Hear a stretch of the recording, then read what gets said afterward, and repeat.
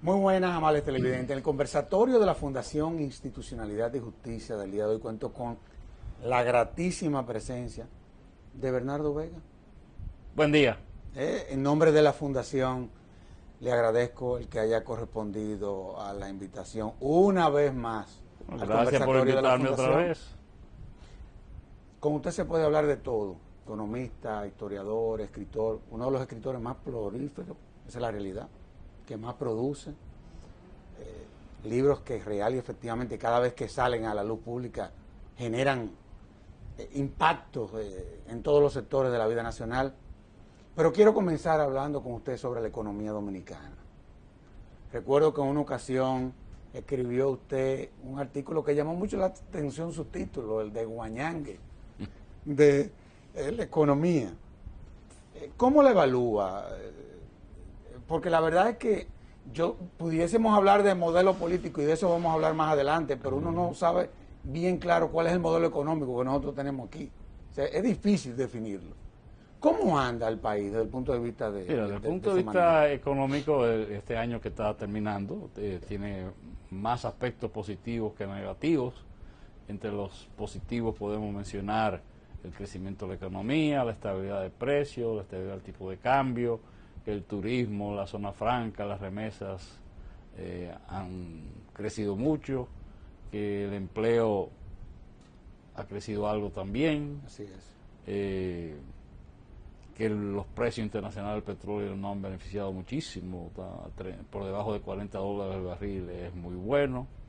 Se hizo la operación con Venezuela, con un gran ahorro al recomprar la deuda con Venezuela. Las agencias internacionales que evalúan la economía dominicana, no solamente el Fondo Monetario, sino las que siempre ven los inversionistas, como Fitch, han hecho reportes muy favorables. Los bancos están sólidos, aunque el Fondo Monetario en su reporte habló de que había que supervisar los que no son bancos múltiples, léase las cooperativas y algunos otros. Pero esos son los aspectos, digamos, positivos, ¿no? El aspecto negativo también es importante, es decir, por octavo año consecutivo el presupuesto ha estado en déficit. Ha estado disminuyendo algo, pero que un país durante 8 años tenga un déficit, ¿qué significa eso? Que durante 8 años aumentó la deuda, tanto externa como externa, y que se tenga un déficit en un año en que el petróleo ha bajado tanto, con tantos ahorros para el fisco. Bueno, ese ahorro se está metiendo en Catalina la Grande, como lo llamo yo, pero y además en un momento, creo que fue el ministro de la presidencia, Teo Montlas, habló de que el último año del presidente Medina iba a tener un presupuesto equilibrado. Las condiciones externas estaban dadas para eso, lamentablemente el déficit continuó, el monto de la deuda ya está a unos niveles que el propio Fondo Monetario ya por fin lo reconoce, como por ciento de los ingresos tributarios. La proporción que tiene que ir para pagar la deuda, los intereses de la deuda ya es muy alto, creo que es una cuarta, por cada peso que pagamos impuestos, 26 centavos se van a pagar intereses. Ay, Dios mío, ¿pues estamos pagando más intereses que el capital? Estamos pagando capital, lo que pasa es que estamos cogiendo prestados para pagar capital. Ay. Entonces por eso es que la deuda aumenta, ¿no? El presidente, al tomar posesión, prometió que los no cobros de la luz eléctrica iban a disminuir, lo heredó en un 35%. ¿Qué significa eso? Que 35 de cada 100 ciudadanos no paga la luz. Y él dijo que le iba a bajar eso al 20, pero ahora está al 38. Es decir, ha ido para atrás. Claro. Es el gran fracaso económico del presidente Medina, el sector eléctrico, sí. La nómina sigue, la nómina pública sigue aumentando en exceso. ¿Y el gasto corriente por dónde anda, Bernardo? El gasto corriente, como prácticamente el único recurso que dedican a inversión son los de endeudamiento externo, porque que entre paga... Pues entonces está sobre el 80% el gasto corriente. Está el aumento de la educación, claro. Importante. Entonces, esos son aspectos negativos. Otros aspectos negativos tienen que ver con la coyuntura internacional. El oro ha bajado. Claro. Pero compensamos con el petróleo entonces. Sí, pero una cosa es oro a $2,000 y otra cosa es a 1,000. Y Claro. si sigue bajando, llega un momento en que la mina tiene que cerrar. Claro, no es rentable. No es rentable. La de níquel tuvo que cerrar por los precios Totalmente. internacionales. Ahora lo compró una compañía desconocida, así que estamos, en vez de compañías multinacionales muy conocidas, de pronto eso está yendo hacia otro tipo de cosas. El gobierno insiste ahora en abrir ingenios estatales que estaban cerrados, lo que significa que aumenta todavía el déficit del gobierno, Claro, en vez de claro. disminuir. La finca de Guineo también es una pérdida para el Estado. Es decir, toda una serie de agencias del gobierno, en vez de irlas cerrando y usar esos recursos para salud, educación, pues lo dejan ahí. Entonces el monopolio del transporte se mantiene. Claro, que es una estructura mafiosa. Sí, mafiosa. Las exportaciones a Haití se vieron perjudicadas porque acusaron al país de contrabando. Es decir, así como nosotros contrabandeábamos en el siglo XVI productos para Haití, ahora parece que el contrabando fue masivo y lo único que se está exportando por tierra son aquellos que tienen la certificación Claro. de una compañía suiza que tiene el gobierno haitiano y que tiene un comprador fiable en Haití. Está la competencia de Cuba, algo nuevo. Yo acabo de regresar, de estar esta semana en Cuba, los hoteles totalmente llenos.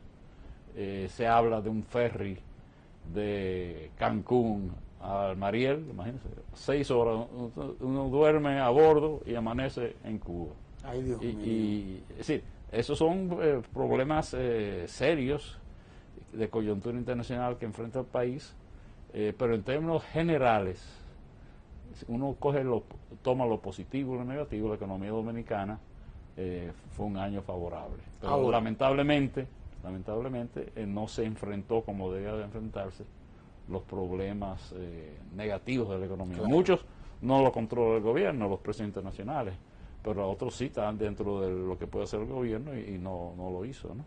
Catalina se ha absorbido, todo ese gran ahorro de petróleo, en vez del gobierno utilizarlo para que no haya déficit presupuestal o para gasto social, se fue para Catalina porque las inversiones de capital del proyecto, muchos de ellos se cayeron por lo que está pasando en Brasil, se atrasó lo de Italia, entonces se lo está comiendo, digamos, Catalina se está comiendo. Que eventualmente eso disminuya los costos de generación y se pague, bueno, sí, pero el impacto inmediato es negativo. Pero yo no estoy tan seguro, Bernardo, porque con los niveles de precio que tiene el petróleo en la actualidad, o sea, ¿cuál sería eventualmente, con los niveles de precio que tiene y que se proyecta tener en los próximos años, cuál sería el impacto que tendría eventualmente poner en operaciones ese invento?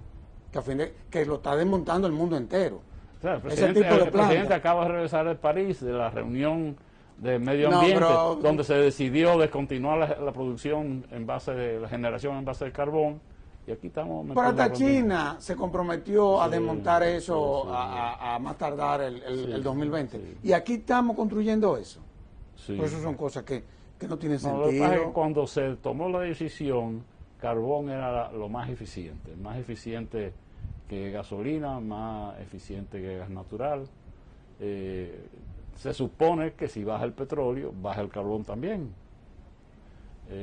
Pero no, por ejemplo, el gobierno ya ha anunciado que quiere que el sector privado participe en el capital. Sí, porque el dinero se acabó y no hay financiamiento para eso. Si es acciones minoritarias, no veo al sector privado invirtiendo como accionista minoritario en una planta, que esa misma planta en otro país vale 25% menos. Sí. Entonces hay un problema de costo económico. ¿Quién el sector privado no se va a meter en eso. Entonces va a ser, así como salimos de los ingenios azucareros, salimos de las empresas de corte, ahora vamos a tener el Estado, una planta inmensa. No, pero estas son cosas totalmente irracionales.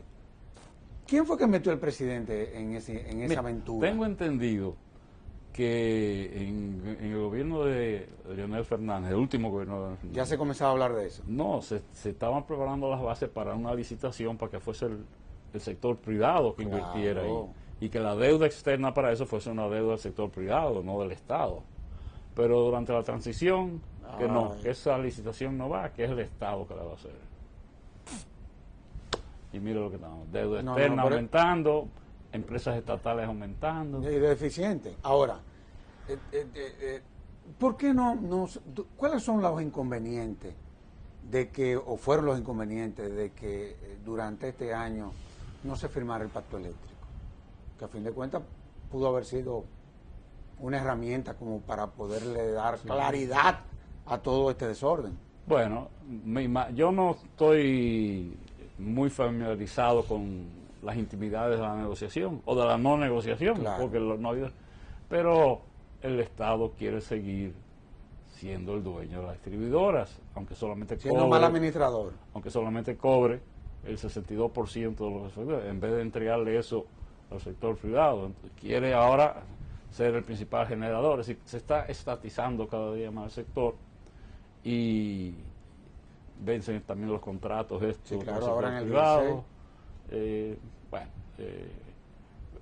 Eso me imagino que es la definición del papel del sector público dentro del sector energético. Ahí es que está el debate. Ahí es que está el debate. Ahora, nosotros también debimos, ahora que tú hablabas de déficit fiscal, entre los puntos a los que estamos obligados según la Estrategia Nacional de Desarrollo, es a un pacto fiscal. ¿Qué ha pasado con eso? Sobre todo por lo deficiente que es cada vez que tenemos que someter un presupuesto. Entonces, esa respuesta para mí es más sencilla. Sí, por eso Uno te la no hago. pasa un pacto fiscal antes de las elecciones. Eso es el día después de las elecciones. Entonces vamos a hablar de la política. Ok, ¿Ok? vamos, Porque sí. aquí uno no sabe si el modelo económico te lo define el modelo político o si el modelo político te define el modelo económico. Yo estoy confundido ahí, Sí. honestamente Mira, hablando. así como el año pasado, o este año, yo he definido que en lo económico ha sido mucho más positivo que En lo negativo. político nos hemos quemado. En lo político vamos para atrás. Es decir, un año malo. Bueno, el candidato iba a ser Leonel Fernández, resultó que hay reelección y es Danilo Medina. Iba a ser Hipólito, en una convención la ganó Abinader. Pero no hay convención, es decir, Una democracia interna al interno de los partidos. en el PLD, digamos, se reúnen 20 y pico de personas al comité político y lo deciden todo. Si hay reelección, si no hay reelección, quiénes son los candidatos, a senadores, diputados. Y entonces los miembros del partido, los miles y miles de miembros, no participan en una convención para elegir. Pero eso es increíble. Y aunque en el PRM hubo una convención que la ganó Luis Abinader. también vamos a hacerlo por encuestas, no lo vamos a hacer por convenciones regionales. Entonces, la democracia está echando para atrás. Claro, la calidad sobre todo. La calidad de la democracia está yendo para atrás. Pero se está rompiendo con el principio fundamental del sistema político, que es la democracia interna al interno de los Sí, partidos políticos. Eso, ¿Cómo? eso es muy serio. Eso cuando no evalúen internacionalmente. Pero evaluamos nosotros los dominicanos. No, lo que pasa es que aquí se hacen una serie de evaluaciones en las Sí. que ya el dominicano, como todo se ha politizado, Sí. ya nosotros los dominicanos ni siquiera muchas veces creemos en las evaluaciones No que se va a hacen haber debate. de manera local. Qué bellos los debates presidenciales de las elecciones de Centroamérica, hasta de Haití Pero hubo claro, debate, hubo un y en debate. Argentina y en España. Y aquí no hay debate. ¿Cómo tú defines? Ya Es decir, el- En un cuartito, en el palacio, Sí, donde sí. sea, o en Funglode, o en un hotel en la se playa. decide la suerte de un país. Sí. Sí, se decide sin tomar en Sin que cuenta. las bases del partido decidan No, nada. que a fin de cuentas ahí es que está la soberanía Sí. en el pueblo. Ahora, yo tengo que tener también la visión del historiador. Sí. Tú sabes que nosotros tenemos un modelo político que fundamenta la miseria y la ignorancia. Ya yo he llegado a esa conclusión. Ya yo he llegado a esa conclusión. Sí. Independientemente de los esfuerzos que se quieran hacer, Sí. tenemos un problema. En todo lo que son los diagnósticos que se le hacen, por ejemplo, la calidad de la educación, 80.000 cosas más, sacamos las peores notas. ¿Cómo podemos, yo sé que eso sería eventualmente el fruto de un pacto político, todo lo que se quiera, pero hay que comenzar. ¿Cómo nosotros desmontar esta plutocracia estos niveles de dispendio que se dan desde el Estado, desde la función pública. Bien, en otros países han surgido movimientos políticos de gente joven, como en España, pero aquí eso... Sí, pero allá hay reglas de juego, aquí le rompen la cabeza a cualquiera. No, pero aquí... Porque aquí hay una plutocracia. No, pero por ejemplo... Que la democracia del dinero. ¿Qué va a hacer la Junta Central Electoral cuando le diga un partido, el candidato a senador es fulano de tal? Dice, pero la ley dice que tiene que haber una convención. La convención la hicimos por encuesta, pero... La cuota de la mujer. Entonces, ¿van a ser ilegales las elecciones porque no se cumple con la ley? No sé. No, pero esto es increíble. Sí. Y el tema de la corrupción, ¿cómo tú lo ves? Bueno, Que tiene un componente ¿cuántos político. políticos dominicanos están presos por corruptos? Ninguno. Bueno, entonces... y en 25 años, 250 expedientes y el sistema no ha sido capaz. Solamente a 3 le dio respuesta. Y a todito lo indultaron. Entonces, dice el presidente, yo lucho contra la corrupción durante mi administración, pero no miro para atrás. Bueno, pues, sí, pero ya comienzan a haber casos, por ejemplo, como el de la OISOE, sí. La construcción del Darío Contreras, y lo digo por el dictamen que dio la Dirección General de Compras y Contrataciones, no porque no estemos inventando nada tú y yo, sino la directora de Compras y Contrataciones saca un informe en donde eso hay que leerlo para ver las cosas que se hicieron ahí y las que se dejaron de hacer. Y no pasa absolutamente nada. Cambian al directorio. Pero eso es. Sí, pero que no puede ser, o sea, no puede ser así. La sanción es la destitución. Sí. Y la crisis de la justicia ahora, digo, un tema que usted domina mucho más que yo, pero... Sí, eso ha tenido un impacto muy negativo. Sí. O sea, la corrupción, la justicia. Y a mí me preocupa mucho lo siguiente. Si uno ve el incremento en la cantidad de empleados públicos que hay, y lo suma, organismos autónomos, todo, y el incremento de la cantidad de personas que reciben la tarjeta de solidaridad, y lo suma los dos, más de un millón de gente. Es más de la mitad de los votantes. Sí, porque eso tiene un la impacto mitad en de la los votantes dependen de una forma u otra de recursos del Estado, entonces eso debilita mucho la democracia, claro sí. Fortalece al candidato oficialista, no importa quién sea. Es decir, esos son problemas muy serios. Es decir, la parte, nos quemamos, digamos, este año la política, vamos para atrás. A la luz de lo que, y sobre todo que está lo de Argentina, lo de Venezuela, lo de Centroamérica. El mismo Ecuador. Sí. Ahí hay una serie de problemas complicados. Sí, bueno, ahí es presidente vitalicio. Sí. Tú sabes cómo es. Ahora, desde el punto de vista de impacto, ¿qué impacta más la corrupción? ¿La institucionalidad o lo económico? Bueno, ambas. Es decir, si no hubiese corrupción, los recursos del Estado, al ser mejor administrados, dan para gastarse en más cosas. Claro. Eso está claro. Es decir, si la corrupción es un X% del presupuesto, tanto de capital como gasto corriente, por gente en nómina que no trabaja, pues eso significa que o se pasan más impuestos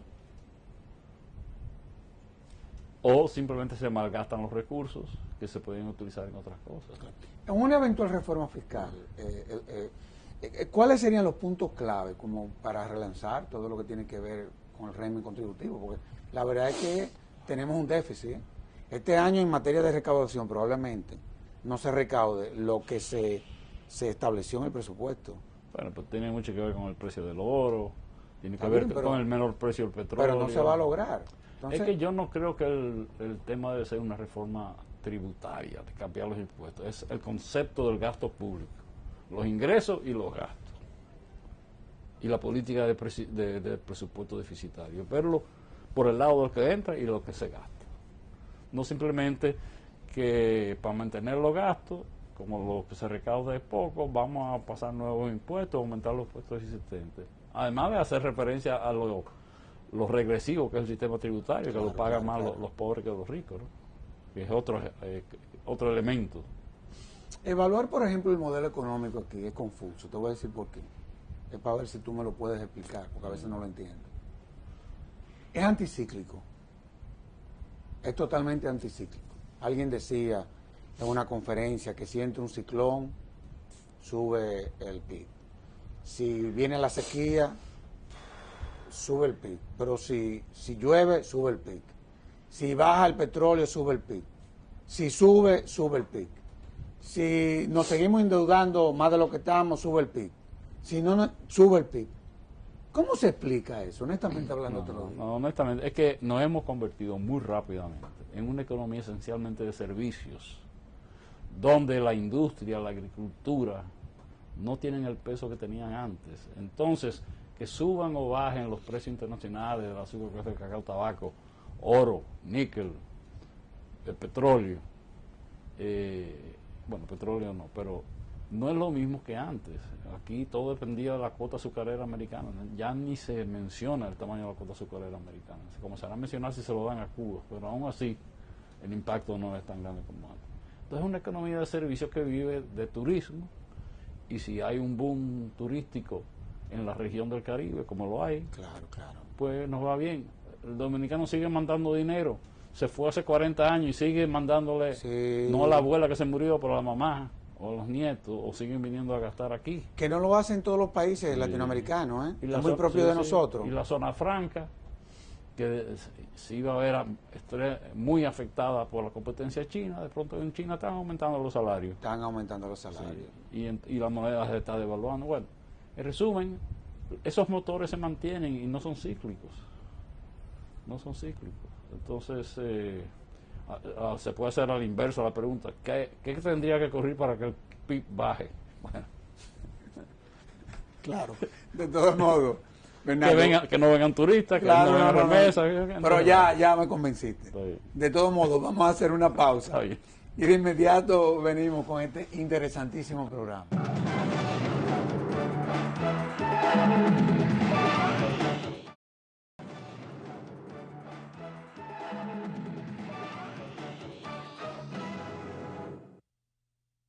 Bernardo, hemos tratado todo lo que es lo económico, lo político.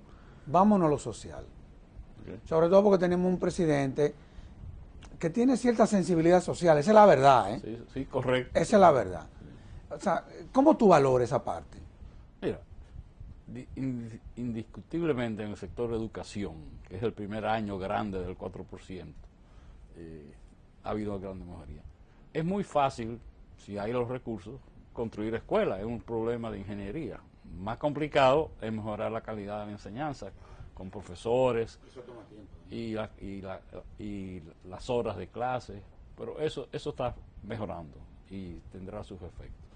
No tanto en salud siguen problemas. En lo social, la criminalidad, las drogas.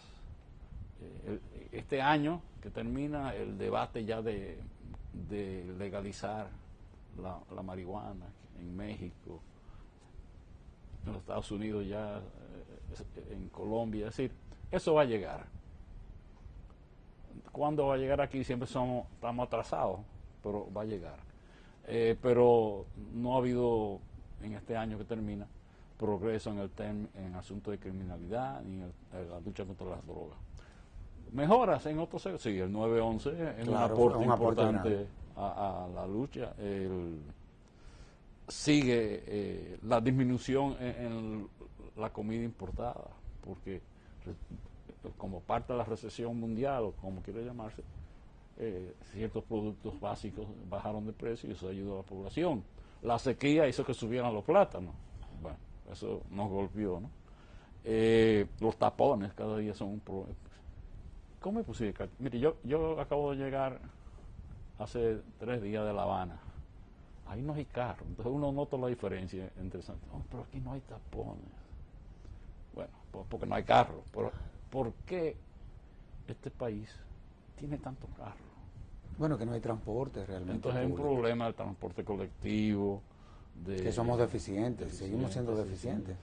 En Europa la gente toma bicicletas dentro de la ciudad. El metro también. Y no sé qué proporción de los carros son del Estado, cuántos son privados. Pero hay un problema que ya afecta así, la calidad de la vida y la capacidad de ir al trabajo. Está muy afectado. El temperamento de la gente también. La seguridad social sigue una crisis. presupuestal, cuando eso se está resolviendo en muchos otros países, ¿no? Pero en lo social, educación fue la gran mejoría, el 9-11. Déjame preguntarte algo. ¿Cómo darle respuesta? Porque aquí también hay ciertos componentes culturales que complican el tema de la seguridad. Por ejemplo, cuando tú te desplazas a los barrios, a nuestros barrios, tú te encuentras que se caracterizan por tres elementos. Las bancas de apuestas, los colmadones y los puntos de droga. Cuando tú analizas esos tres componentes, es más, uno de esos solos componentes, no hay una cosa que más propague los niveles de criminalidad que uno de esos componentes. Y en nuestro barrio confluyen los tres.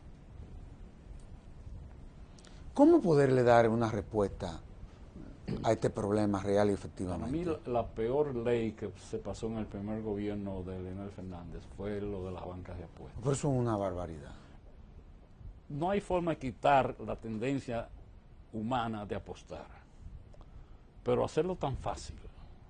Entonces ya no se puede echar para atrás, porque los que están en ese negocio son senadores, diputados, alcaldes, regidores. Exacto. Entonces, en otros países se permite los juegos de azar, pero los ingresos entran al sector público. La lotería de tal país lo maneja tal organización, Claro. los grupos religiosos, por aquí el sector privado. Entonces, bueno, el sistema impositivo es regresivo, sí, porque los impuestos lo pagan los pobres, pero ¿y las apuestas? La forma de quitarle más dinero a los pobres. Y de lavarlo también. Y también se presta O para sea, ¿cómo lavarlo. tú puedes controlar en una banca de apuestas? Que dicho sea de paso, el presidente de la asociación de esa cosa ha denunciado en reiteradas ocasiones que más de la mitad de las bancas que operan en el país son ilegales. Esas son herramientas de lavado. Sí. Entonces no. Bueno, hay una ley Ajá. que solo permite casinos en lugares de importancia turística. Váyase a Villamella. No, váyase a Villamella y váyase a Villa Duarte.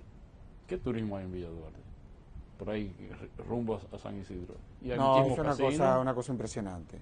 Entonces ahí van los dominicanos, no van turistas, van los dominicanos a perder el dinero. Es serio eso. Y se prestan para lavado, obviamente. No, esas son herramientas de lavado. Esas son herramientas de lavado. Ahora, tú fuiste embajador y tú vienes de una familia de diplomáticos, esa es la realidad. Bueno, tu papá fue embajador en Cuba. A mí me tocó, cuando yo fui embajador, recuperar lo que había sido la embajada dominicana en Cuba, Claro, como sí. cosa de la vida. Así es. Y me enteré que tu papá, yo no lo sabía en ese momento, tú estabas en Washington como embajador. ¿Cómo tú evalúas la política exterior dominicana? Miren, este año, con el nuevo canciller, ha habido un cambio positivo. La Cancillería está... Oye, que ha sorprendido a todos el canciller. Sí, sí, sí. Parece que no hay que saber mucho para que las cosas funcionen. Si usted tiene una persona inteligente, con método, que sea arquitecto no importa. Para que usted Sí, vea es sorprendido. un gran canciller. Es un gran canciller. No ha podido hacer lo que él quisiera hacer, de disminuir la nómina de diplomáticos, la ha podido reducir, pero no lo que se quisiera, porque hay toda una serie El que componente tiene cosas. político. Bueno, digo, yo acabo de venir de Cuba, pregunté, ¿y cuántos hay aquí en la 18? Pero nada más vienen 5, el resto están en Santo Domingo. Cuando yo era embajador en Washington éramos 7, Yo recuerdo. y los 7 estábamos allá. Y así debe ser por todos lados, ¿no? Pero el manejo de la política externa, a pesar del fardo de la nómina en exceso, ha mejorado considerablemente. Y mira, hemos tenido problemas, es decir, el tema de Haití, que tiene que ver con... El gobierno niega el tema de que existan personas... Desnacionalizadas. Sí, lo niega. Pero hay personas Pues claro que lo hay. que hay Pero personas desnacionalizadas, hay esa es la gente realidad. Hay gente que se han fajado y han sacado listas, fulano de tal edad, en tal lugar. ¿Cómo es que no existe? No, pero eso es una Eso, realidad. Uno lo que hace es buscar grupos religiosos, el Estado dice, mire, esta gente no cupo dentro del plazo, vamos a ampliar el plazo y que esto entre.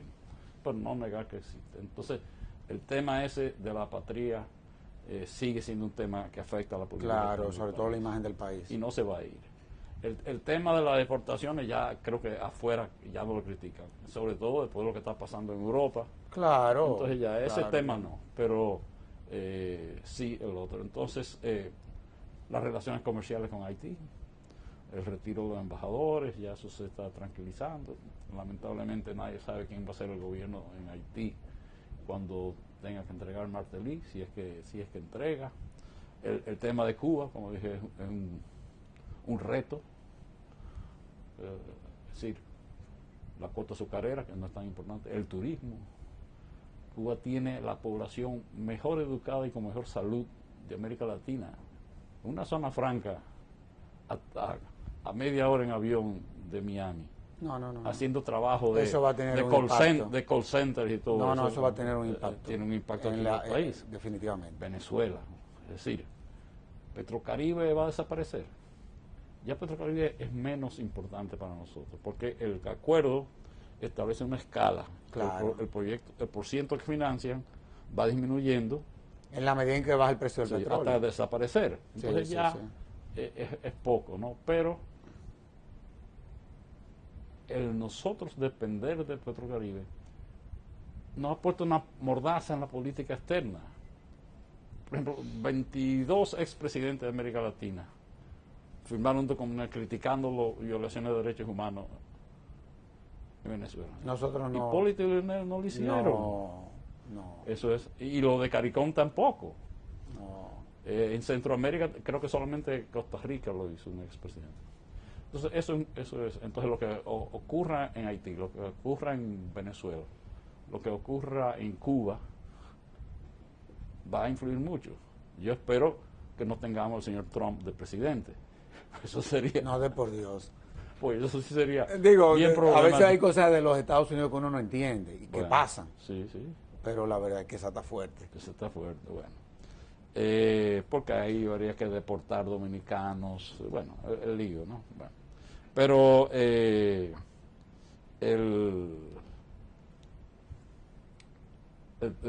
proceso electoral en América Latina ha sido muy interesante.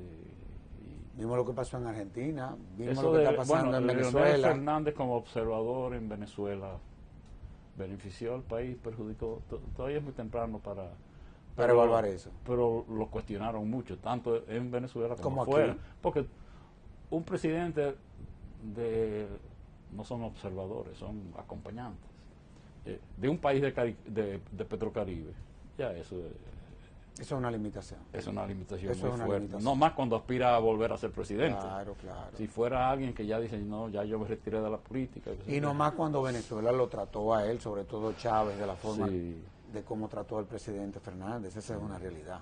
El tema de las exportaciones a Haití, que el gobierno haitiano dijo que eran contrabando y que no estaban pagando impuestos y que solamente los que liquidaban bien sus productos, eso está afectando el comercio entre ambos países. Sí, que es parte de la agenda, ¿no?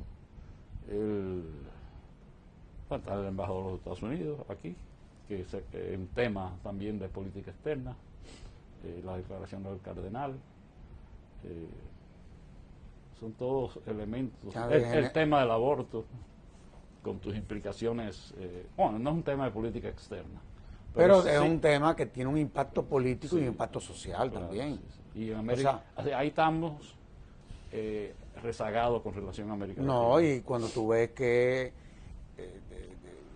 casi el 50% de los partos que se están dando en el país son adolescentes, es una cosa que debe de preocupar a cualquiera. Sí, por ejemplo, 4 infelices sirios vinieron aquí, huyendo de su país. Están presos ahí todavía. ¿Y cuántos gente salieron huyendo de Trujillo? Fueron bien recibidos. Claro. Y los judíos que recibimos, huyendo de las sociedades.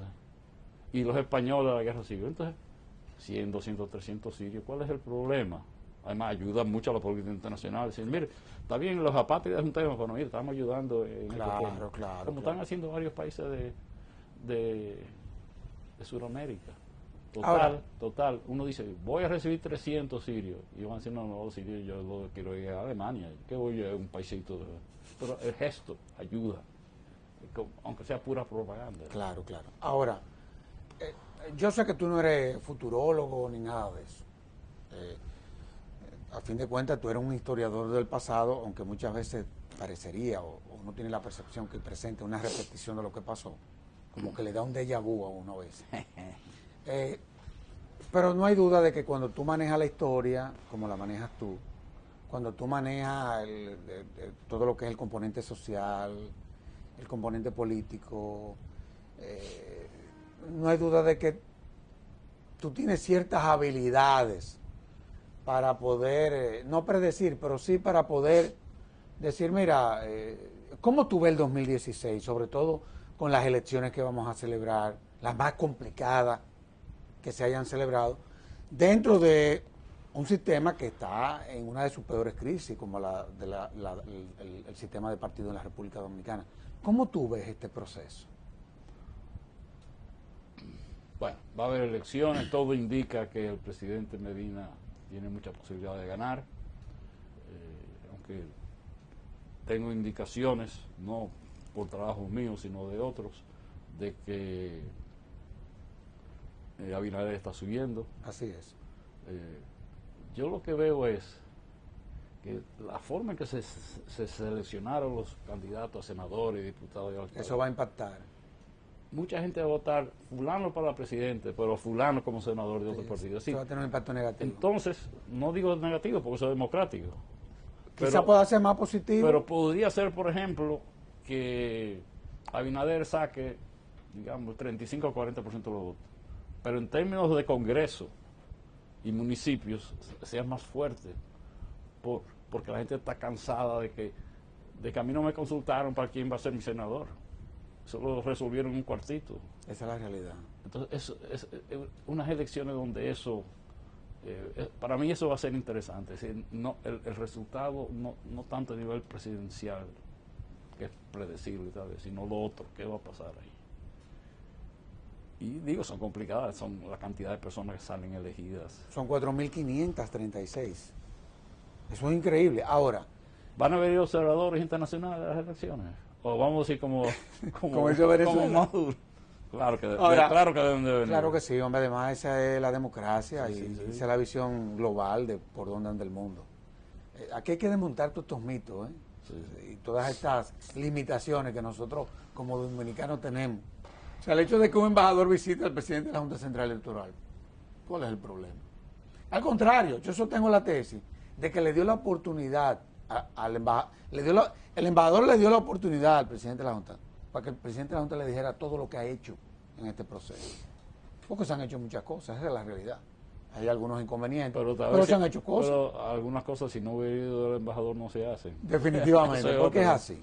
Sí. Ahora. Sí, mire lo que yo he hecho, pero yo lo he hecho porque ustedes me han estado presionando. Sí, el presidente, no, los europeos, la Comunidad Económica Europea, todo. Eso de que aparecieron 50.000 y lo anuncian todo de un golpe. Cada vez que aparecieron 5.000, ¿por qué no lo anunciaron? Es que había una resistencia. Sí.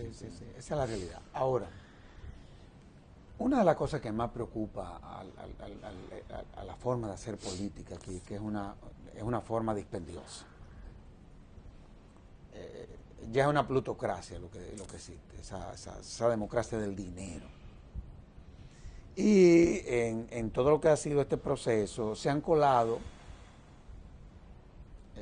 sectores, inclusive ligados al crimen organizado. Tenemos regidores presos por sicarios, 60.000 cosas más.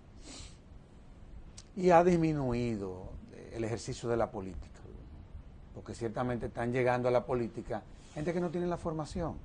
Pero precisamente llegan a la política sin tener formación porque la forma se hace rico rápido. Definitivamente que sí. Pero hay otros que se están haciendo ricos para llegar a la política. Porque yo sostengo la tesis de que aquí hay más ricos que empresarios, con todo lo que eso puede implicar. Aquí hay gente que no hay forma de que ellos puedan justificar todo lo que tienen.